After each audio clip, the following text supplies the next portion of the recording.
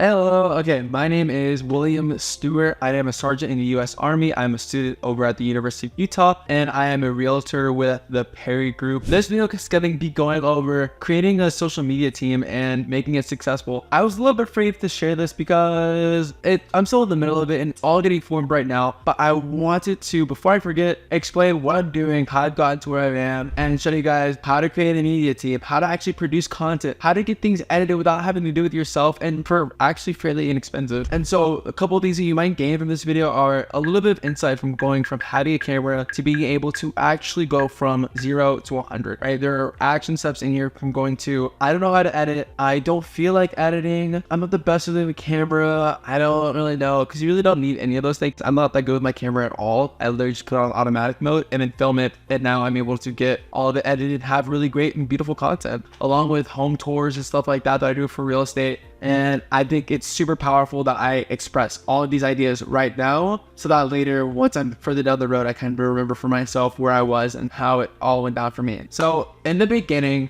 why the media team started. So I'm a realtor with the Perry Group.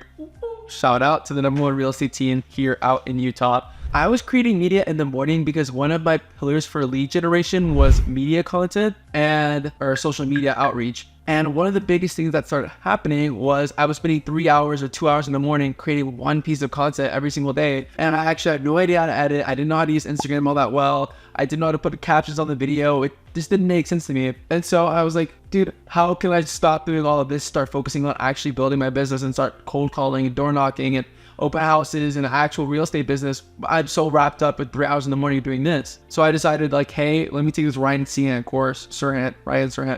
And I kind of broke down like what I need to do as far as like social media goes. And I kind of veered off my own thing and started inviting my friends to actually start working with me. So in the beginning, how it started being structured was, it still is a little bit, I started off with saying like, hey, these are the roles I needed. I talked to ChatGPT and explained my entire business platform, everything that I wanted for my company, my life, and my business, and then broke down the social media side, and I broke it down into different roles, the brand vision, images for the brand, the typeface, all the things that I wanted to do, social media walkthroughs, the team members that I needed, the roles that they would have, kind of how the roles would intermingle. All this stuff was written down, by the way, and you can use ChatGPT to kind of refine all these ideas. I had a compensation plan written out for all of my friends that wanted to be a part of it, and that was how it started. And it was all through sweat equity, honestly. I had my camera, I was able to do all of myself when I needed to, but my friends were here and there to help me.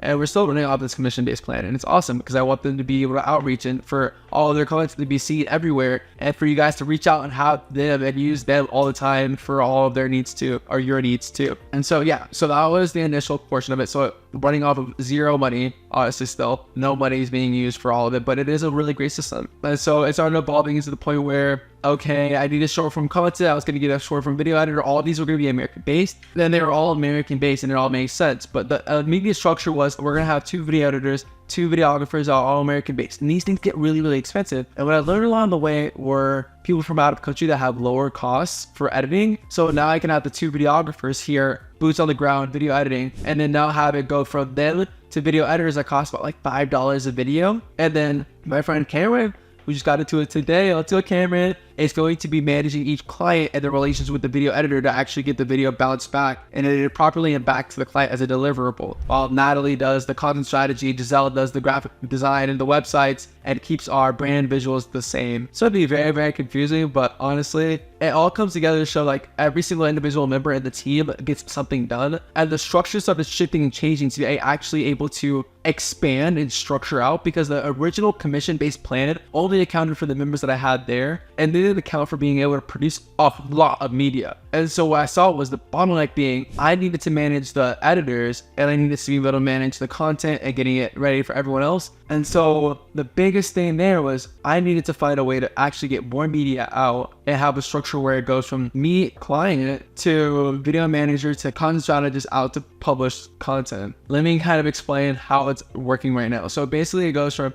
I want content done, we go to the open house, we film all the things that we need. It goes from the videographer to a Dropbox. From a Dropbox, it gets taken out and sent out to video editors back to me. I approve the video gets approved, it goes to Natalie, and then Natalie posts it. And now I'm going from there to being the organizer of everything that goes on, to being just the organizer of the event. And now Cameron's stepping in, becoming the video editing manager, and she's gonna do the back and forth. So now it's a streamlined process from me organizing the event to getting the media pumped in the process and back out as a finished product, and it's super awesome. And that's kind of where we're at right now. If that was confusing, honestly, I'm still confused, and that's kind of how it goes. I just wanted to express the video and just show you guys things I've learned and how easy it is. Some of the key lessons that I've learned are virtual assistants are a thing, so you don't need to do everything American-based. There are plenty of people out there that'll work for a lower cost, and that gets your foot in the door to stop you from saying, oh, how do I hire someone that's gonna cost like $100, $200 an hour to get something done? In reality, you can get a video made for $5 a pop. That's crazy. There are probably like 8 or 9 of my videos that are just made from one $5 video. The future of the business is actually that scaling model. So having the video editors pump out a bunch of content, goes back to Cameron to Natalie out, and getting posted and edited, which is pretty freaking cool. And I mean, that entire process of being able to just contact me and I set up your entire event and get it all filmed and produced, that's freaking awesome. And I'm super excited to be able to produce that and show that to everyone else too. Some of the advice I have for you guys is, if you guys are afraid to just get started, everything that you want from social media, every problem, every issue that you have gets fixed. Once you start, all the issues are gone. Literally everything that has an issue will get resolved because you're in the process of actually working it out. But you will have the ability to psych yourself out every single moment of the way if you're thinking about all the problems that arise, because they are completely logical. I would have no clue that I could hire video editors for $5 that I had never started. They just DM'd me saying, hey, I'll edit your video. That is it. There's no actual possible way I could have known that was real. Because if you Google it, all the information's right there. It costs $100, costs $500, costs however much money to create these videos. It does.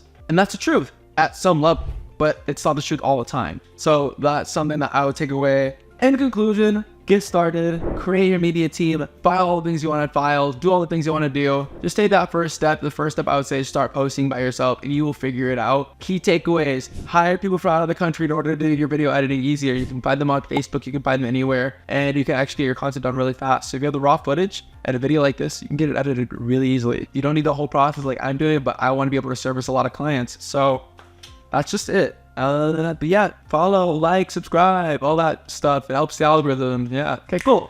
Cheers. Bye, guys. Thank you so much for listening. And I'm just so happy that I was able to share this information with you guys and you're part of the journey that I'm in. Honestly, a lot of people might say there's a lot of information that I shouldn't be giving out, but I really don't care. So have a good one and enjoy it. Cheers.